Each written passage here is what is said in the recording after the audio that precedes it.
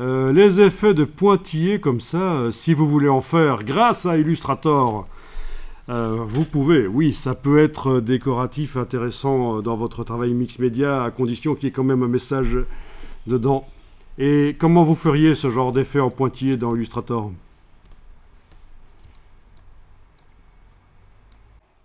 Bon, dans Illustrator.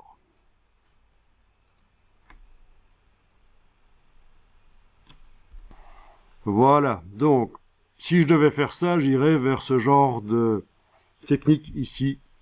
Donc, créer un cercle noir.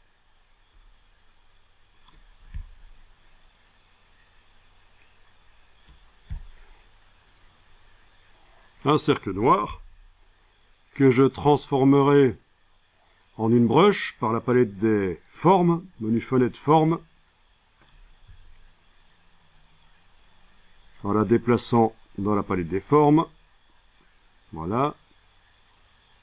En indiquant que je vais faire une brush diffuse. OK. OK. Et voilà, elle est là. C'est ça.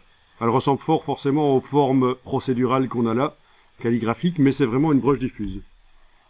Bien. Bon, ben, pour prouver que c'est une brush diffuse, je pourrais aussi faire ceci. Touche Alt, je la déplace, je la mets en blanc. Je la réduis avec l'outil de transformation manuelle. Je la positionne là au-dessus, pourquoi pas, c'est une solution. Il y en avait d'autres. Je vais même décentrer, ça va être sympa. Voilà. OK. Et dans la palette des formes, je vais déplacer ça, les deux. Si je veux remplacer celle que j'avais fait avant, touche Alt, je la remplace. OK. Et voilà, elle est là. Bon, j'ai plus besoin de ça, je peux la supprimer. Si je veux la récupérer, je sais que je peux prendre ça et le déplacer là. À n'importe quel moment, je le récupère, mais je le supprime.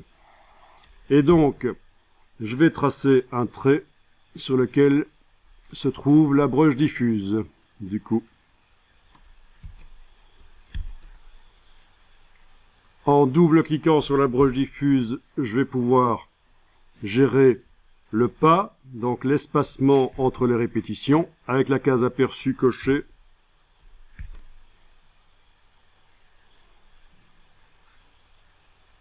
Voilà, par exemple comme ça. OK. Bien.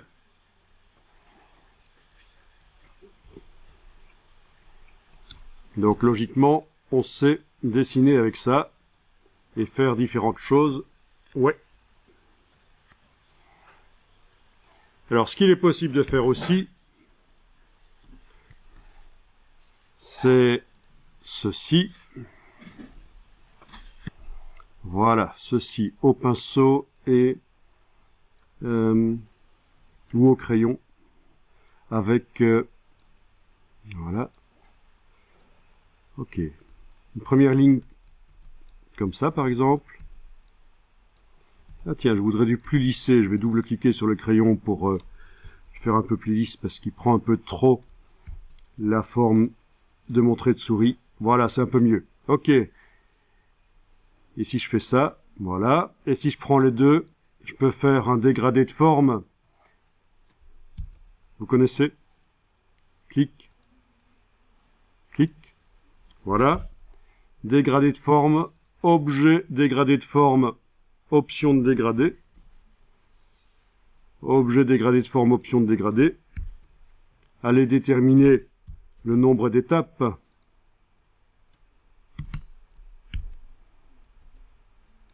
C'est un peu trop. Voilà. On est d'accord?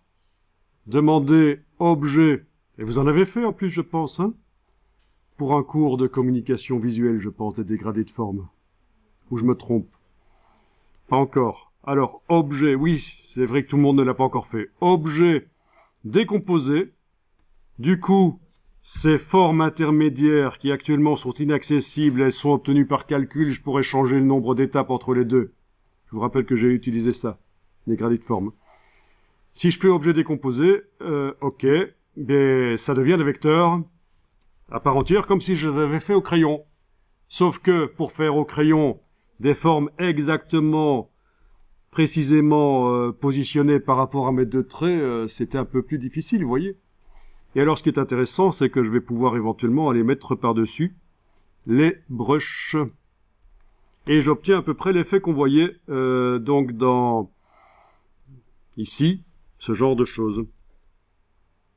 Alors bien sûr c'est aléatoire les points ici, mais je vous montre comment on pourrait rapidement remplir des formes comme ça en fait. Hein. Voilà.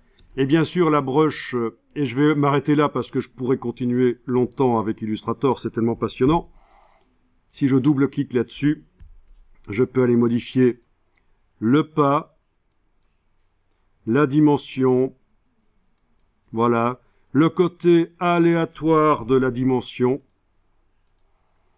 le côté aléatoire du pas, voilà, ça se règle. C'est assez génial, ça a tout de suite un côté plus naturel en fait. Quand on fait varier comme ça les dimensions avec le côté aléatoire de la taille et du pas. Et vous obtenez quelque chose qui ressemble plus à ce que vous aviez obtenu de l'autre côté. Voilà, je vais enregistrer ça pour que vous puissiez avoir une copie. On ne sait jamais. Voilà. Alors,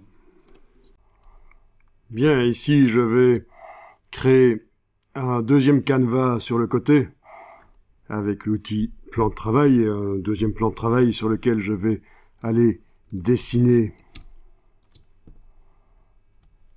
donc un trait, voilà, un autre trait, ok, ces deux traits vont être transformés grâce à un dégradé de forme, clic, clic, j'ai toujours objet dégradé de forme, option de dégradé pour aller déterminer ici les étapes. Dans ce cas-ci, je vais en mettre 3, touche tabulation, et je vois 3 étapes. Parfait. Ok. Je vais ici reprendre le crayon.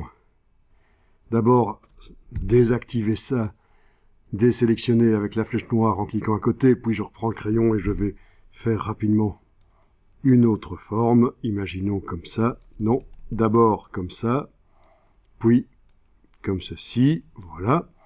Et donc, pour que ce soit plus facile, précédemment, je suis allé double-cliquer sur le crayon, et dans les options, je suis allé désactiver, conserver la sélection. Comme ça, dès que j'ai fini un trait, il n'est pas sélectionné, et il ne risque pas d'être modifié par le trait suivant que je fais au crayon. Bien, donc je vais aller sélectionner les deux. Outils dégradé de forme, clic, clic, toujours objet, dégradé de forme, option de dégradé. Il serait possible de mettre un raccourci clavier grâce à édition raccourci clavier, ajouter un raccourci clavier à ça, parce que si on doit y aller souvent, c'est quand même préférable. Donc voilà. Je vais mettre également 3 étapes. Voilà, ok, c'est bien. Et donc, je vais enregistrer ça.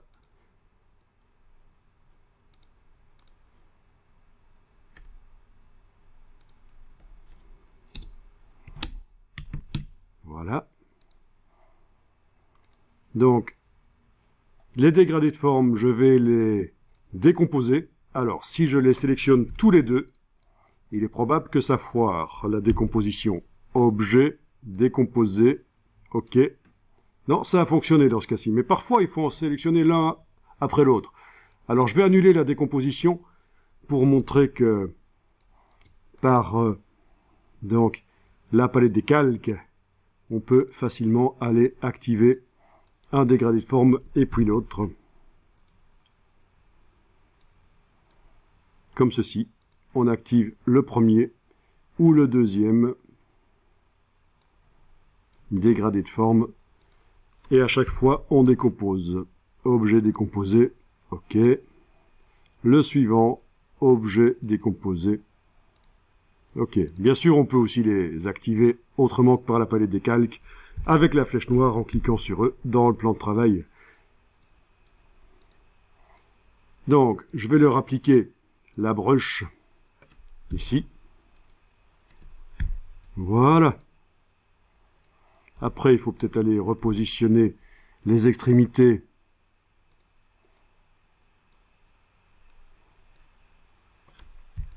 avec la flèche blanche, les extrémités de certains des traits.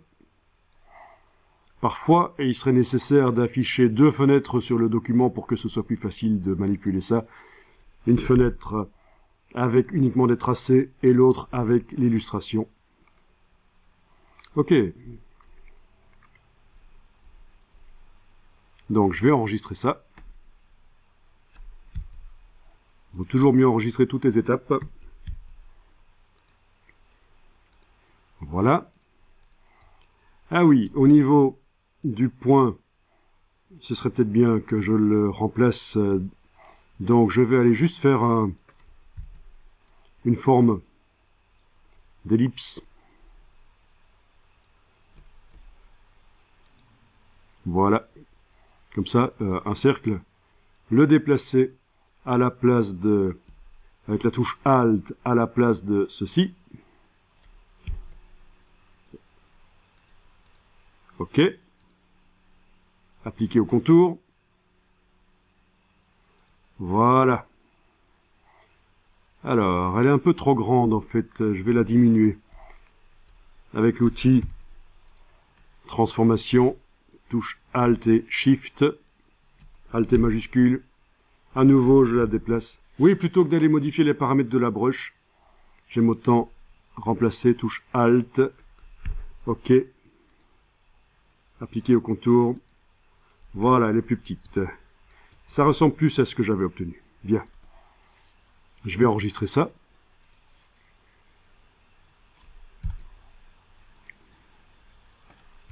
Voilà. Alors, moi celle-là, je vais la supprimer. Les deux ici, je les sélectionne et je vais décomposer. Objet, décomposer l'aspect. Donc, ce ne sont plus des dégradés de forme. Et chaque petite boule est maintenant un vecteur accessible. Parfait. Ce qui va me permettre avec la flèche blanche plus éventuellement, qui est derrière la flèche blanche, d'aller en enlever certains.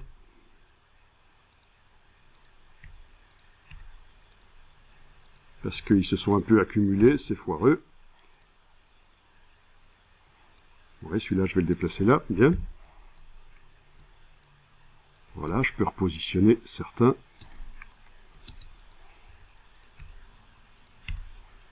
Ok, on va dire que ça me convient.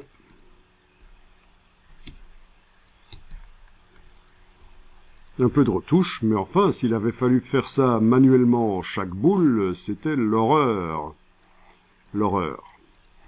Il faut éviter de perdre du temps. Il faut trouver des solutions.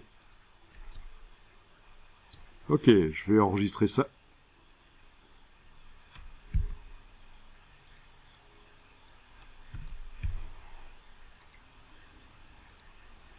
Bien. Et alors, ce travail peut être transféré dans Photoshop. Alors, allons-y. Enregistrer sous. Je vais l'appeler 06 pour Photoshop. Voilà. Au format Adobe Illustrator.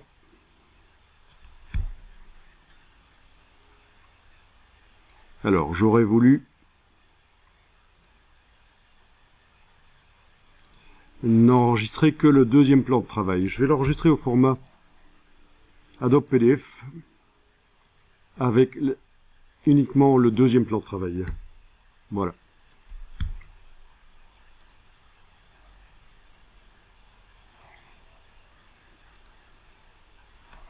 Alors, dans Photoshop, je vais aller créer un nouveau document.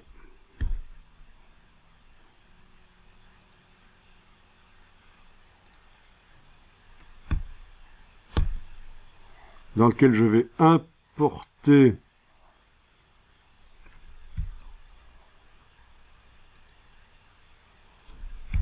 le document.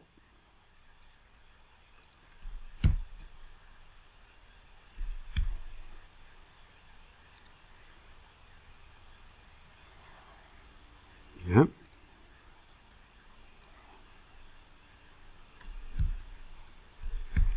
Donc, il est sur un calque. Menu fenêtre, calque. Et là-dessus, je vais pouvoir mettre un effet spécial de biseautage estampage. D'abord, un effet d'incrustation couleur. Quelle couleur je choisis? Voilà. Puis un effet de biseautage et estampage. Voilà.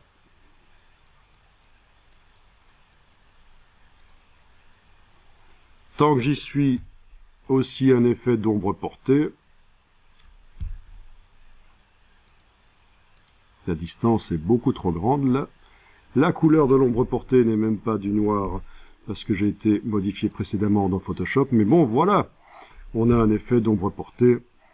Voilà, du biseautage estampage, peut-être même du biseautage avec de la texture dessus. Voilà, tout ça est paramétrable. Le relief, pour donner un petit effet de naturel. Voilà, comme si c'était de la peinture, un peu comme ce qu'on a vu dans l'exemple. Bien.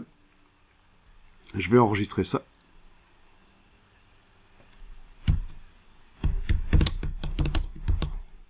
Donc, je vous montre juste une logique de travail.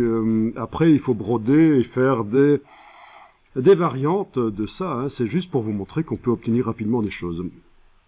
Alors, voyons un peu. À la place de l'incrustation couleur, j'aurais pu mettre une incrustation dégradée. Il faut que je désactive l'incrustation couleur, sinon elle ne va pas se voir. Et choisir le dégradé. Et ou créer le dégradé, bien sûr. Tout est possible. Voilà. Comme ça, on a un peu de variante de couleur aussi. Et alors, on peut aussi dupliquer le calque. Travailler uniquement avec celui du bas affiché ici. Au lasso, je vais les englober la partie qui m'intéresse là-dedans. On va dire que c'est ça. Voilà. Ajouter un masque, donc on voit bien que j'ai entouré au lasso la partie qui m'intéresse sur ce calque. J'ajoute un masque qui ne fait apparaître logiquement que la partie que j'avais entourée, parce que dès qu'il y a une sélection active et qu'on crée un masque, le masque utilise la sélection active. Je vais afficher l'autre ici et l'activer, et avec toujours le lasso, je vais aller entourer la partie qui m'intéresse là. Voilà. Ajouter un masque. Et voilà, elle apparaît. Et quel est l'intérêt? Ben, c'est que je vais pouvoir aller faire une incrustation avec un autre dégradé, par exemple. Alors, où est-ce qu'il se cache? Les verts, on a les orangés, par exemple, voilà. Ok, les iridescents, etc. Et donc, voilà, c'est une des choses qui peut être faite. Je vais peut-être faire une incrustation couleur à la place, finalement. Voilà, ça se voit encore mieux, la différence. Voilà.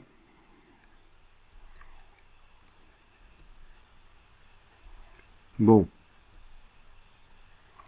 C'est aller retravailler le masque ici.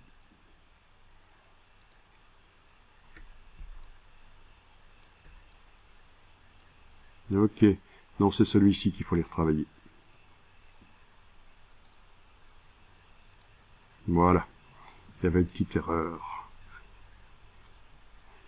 C'est juste une méthode de travail que j'ai montrée. Après, vous réglez comme vous le sentez. Voilà. En tout cas, on obtient un peu l'effet qu'on avait obtenu tout à l'heure, qu'on avait vu en fait tout à l'heure dans l'image ici. Voilà. Mais il n'y avait pas un effet d'épaisseur finalement. Le biseau finalement est un peu trop fort ici. Il est vraiment trop fort, il faut juste le diminuer, oui, peut-être pour obtenir cet effet-là. L'excès nuit en tout.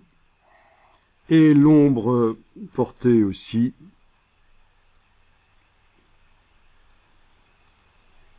Faisons dans le subtil. Bien sûr, c'est juste une démonstration rapide de comment moi je ferai pour obtenir rapidement un effet de remplissage comme celui qu'on a vu tout à l'heure. Donc voilà. Il ne faut pas hésiter au niveau des textures à aller chercher. Texturage du biseau en fait. Hein. Voilà. Voilà.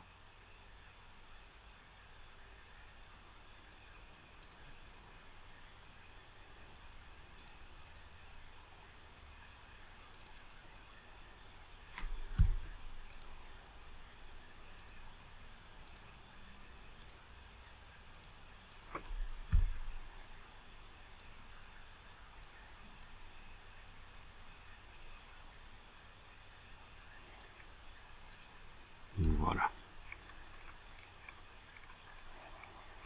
Évidemment, avec un arrière-plan, ce sera mieux.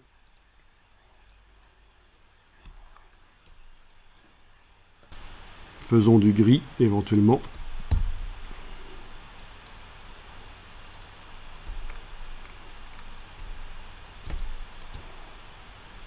Utilisons des dégradés gris, éventuellement aussi.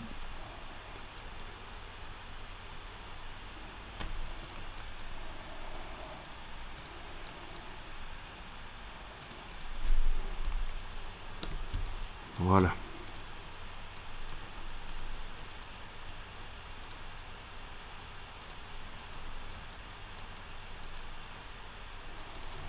Avec des couleurs moins saturées, puisque je travaille dans une image RVB, j'ai la possibilité de mettre des couleurs saturées, mais avec des couleurs moins saturées, ça paraîtra un peu plus naturel, éventuellement, ça aura un côté plus naturel, voilà. Donc, bel exemple d'automatisation partielle de Illustrator, et je n'utilise pas Illustrator pour faire les effets spéciaux sur les vecteurs, parce que Photoshop est plus fort pour les effets spéciaux de biseautage, d'ombre, c'est beaucoup plus rapide. Donc je finalise dans Photoshop. Imaginez tout un poster avec ce genre de choses, avec un travail un peu meilleur bien sûr dans Illustrator au niveau des points qui ont été réalisés, des dégradés de forme. Voilà, ça peut être vraiment bien. Alors il est à noter que lorsque j'ai importé les vecteurs d'Illustrator, j'ai utilisé la fonction importer et lier. Donc ça explique pourquoi il y a la petite chaîne ici. Oui, ça c'est une chaîne. Cette espèce de bouche avec un sucre dans la bouche, c'est une chaîne, c'est un chaînon. Alors, ça veut dire que quand on double-clique sur l'objet, le calque, ça s'ouvre dans... Ah ben ça s'ouvre dans Illustrator, ce qui est... Ça s'ouvre dans Acrobat, je veux dire, ce qui est ennuyeux ici, ça aurait dû s'ouvrir dans Illustrator. C'est parce que c'est un PDF et que les PDF sont réglés pour s'ouvrir dans Acrobat. Adobe Acrobat, donc quelque chose qui pourrait être fait ici, c'est temporairement, ne fût-ce que temporairement, indiquer que les PDF doivent s'ouvrir dans Illustrator. D'une manière ou d'une autre, ça se fait, qu'on soit sur Mac ou Windows, c'est quelque chose qui peut se régler. Après, on pourra modifier, bien sûr. Voilà, tous les PDF temporairement sont réglés pour s'ouvrir dans Illustrator. Alors, je vais donc réessayer, je double-clique. Et en effet, ça s'ouvre dans Illustrator. Donc, je vais pouvoir modifier les choses, notamment ici, avec la flèche noire, aller chercher un point. Ah oui, évidemment, vu que c'est issu d'une décomposition, ça a créé des groupes, et si j'y vais avec la flèche noire, ça sélectionne l'entièreté des points du groupe, en fait. Ici, j'agrandis juste un peu les panneaux. Enfin, quand je dis un peu, je les mets au maximum. Voilà. Donc, bien sûr, oui, si je veux sélectionner un seul des points, je dois utiliser la flèche blanche plus, cliquer à côté, puis venir cliquer sur le point. Touche Alt dans ce cas-ci, je veux le dupliquer, je voulais faire ça. En fait, voilà. Ok. Même chose ici en bas. Je vais prendre celui-là. Voilà. Comme ça, je modifie un peu les choses. Et puis, sans la touche Alt, je repositionne certains des points. Voilà, voilà. Celui-là, je vais le redimensionner. Donc, avec l'outil de transformation manuelle et la touche Alt et Shift en même temps. Voilà. Enfin, tout peut être fait au niveau de la modification des vecteurs. Et puis, dès que je vais faire fichier enregistré, ça va se répercuter sur les deux calques Photoshop. L'objet dynamique, le fichier importé. Alors, regardons à nouveau à quoi ça ressemble dans Photoshop. Oui, nous avons donc ça ici au bout. Voilà à quoi ça ressemble. Donc, dans Illustrator, je fais fichier enregistré. Et ça devrait se retrouver dans Photoshop relativement vite. Voilà, c'est fait. Quand l'ordinateur est rapide, c'est immédiat. Bien, petit problème ici. Alors bien sûr, j'aurais pu procéder différemment en fait pour importer les différentes parties. Elles auraient pu être sur des calques différents plutôt que sur le même calque dans Illustrator. Donc c'est à cause de ça, parce que tout est sur le même calque, que j'ai dû jouer avec des masques. Mais ça fonctionne quand même, voilà.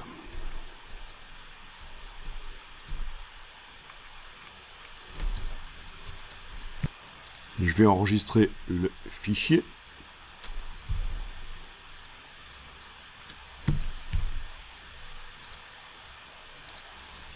Alors, ce qu'on peut faire aussi à un certain moment, c'est casser le lien avec Illustrator et, en fait, pixeliser le calque. Clic droit.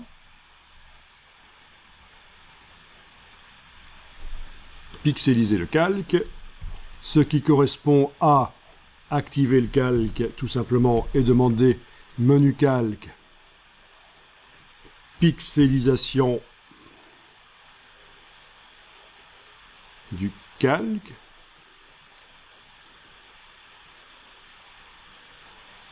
Voilà, la petite chaîne a disparu. Pas sur celui-là, mais sur celui-là, elle a disparu. Ce sont des pixels. Je vais faire la même chose pour celui-ci. Clic droit, pixeliser le calque. Là aussi, on pourrait mettre un raccourci s'il fallait le faire. Alors, quel est l'intérêt? Eh bien, je vais pouvoir aller, par exemple, pour cette partie supérieure ici, modifier la couleur individuellement. Donc, je vais travailler sur ce calque-ci, le dessus. Alors, il va falloir que j'enlève l'effet spécial d'incrustation couleur, également celui d'incrustation en dégradé. Voilà. Donc je vois les vraies couleurs telles qu'ils étaient dans Illustrator. C'était des points noirs en fait dans Illustrator, si vous vous souvenez. Et si je vais regarder, voilà, oui, ce sont des points noirs dans Illustrator. Donc dans Photoshop, voilà, je retrouve les points avec la vraie couleur qu'ils ont, du noir, mais évidemment ils sont biseautés, texturés, ombrés. C'est particulier. Donc je prends le pinceau et avec la palette couleur, je vais choisir une couleur avec laquelle je vais dessiner. palette couleur en mode, bien sûr, cube de teinte.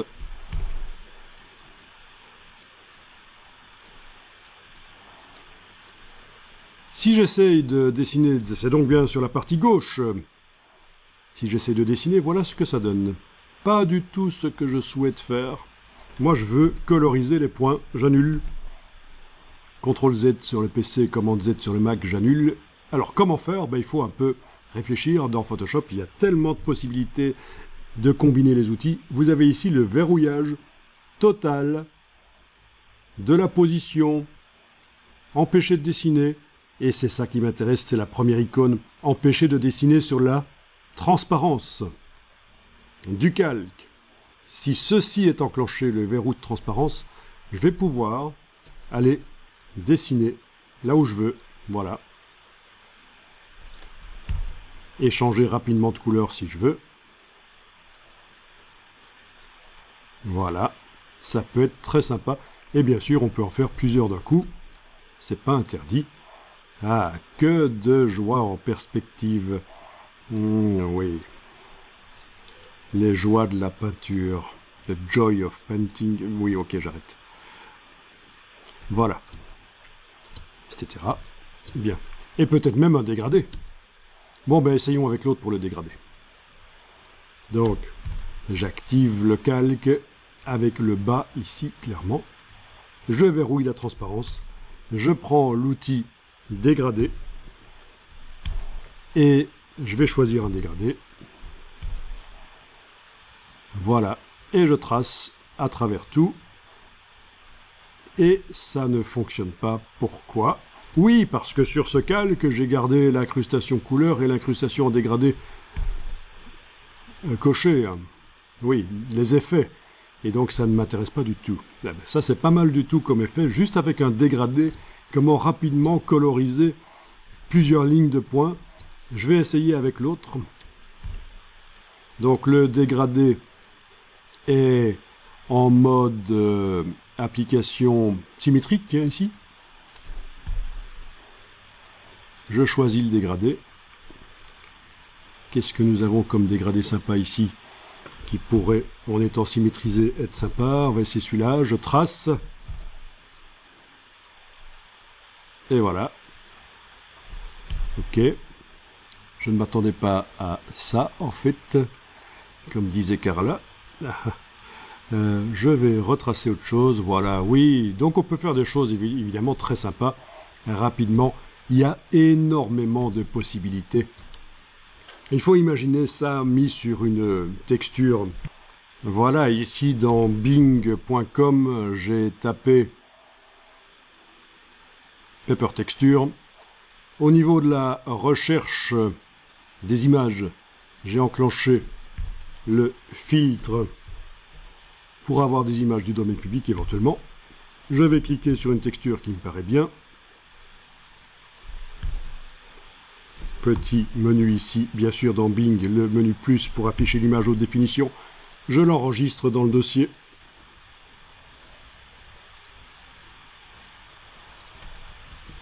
Je vais importer au-dessus du calque d'arrière-plan que j'active maintenant, ou pourquoi pas au-dessus du dégradé ici plutôt. Je vais aller importer l'image. Alors il est inutile de faire importer et lier parce qu'en fait il s'agit d'une image JPEG et je ne saurais pas l'éditer correctement. Pour les images pixels que j'importe, si je veux les lier, il vaut mieux que ce soit des images Photoshop quand même, ce sera mieux.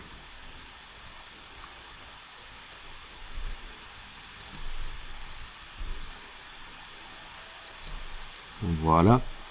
Et donc ça peut faire son effet. Les textures sont quand même grosses ici. Ok, je vais mettre un petit calque de réglage de type niveau au-dessus du papier pour pouvoir quand même l'affadir un peu. L'affadir un peu d'une manière ou d'une autre. Voilà. Bien. Les points donc peuvent apparaître comme étant vraiment sur une surface. Sur le calque objet dynamique que j'ai obtenu quand j'ai importé le papier, je vais aller mettre filtre, renforcement, accentuation. Filtre, renforcement, accentuation. OK. Donc ça apparaît dans la palette de calque, puisque tout filtre mis sur un objet dynamique devient dynamique, modifiable. Il suffit que je double-clique sur le nom du filtre et je peux aller modifier. Et donc mon but était de faire ressortir un peu plus les fibres ici, mais le papier que j'ai utilisé n'est pas l'idéal en fait. Il est fait certainement pour être répété plusieurs fois, il vaut mieux le transformer en texture. Mais bon, voilà, ça ressemble plus à du bois qu'à du papier, mais quelque part, voilà, ça fonctionne, on arrive à faire quelque chose. Si j'enlève l'œil en face de l'accentuation et que je le remets, je vais voir avec accentuation et sans accentuation. Et il y a une petite différence quand même.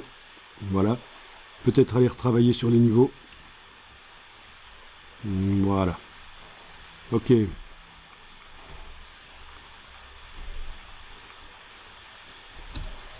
Donc, ça ouvre des perspectives par rapport à ce qu'on peut faire donc dans Photoshop. Vraiment, ce n'est qu'un exemple parmi plein d'autres de ce qu'il est possible de faire.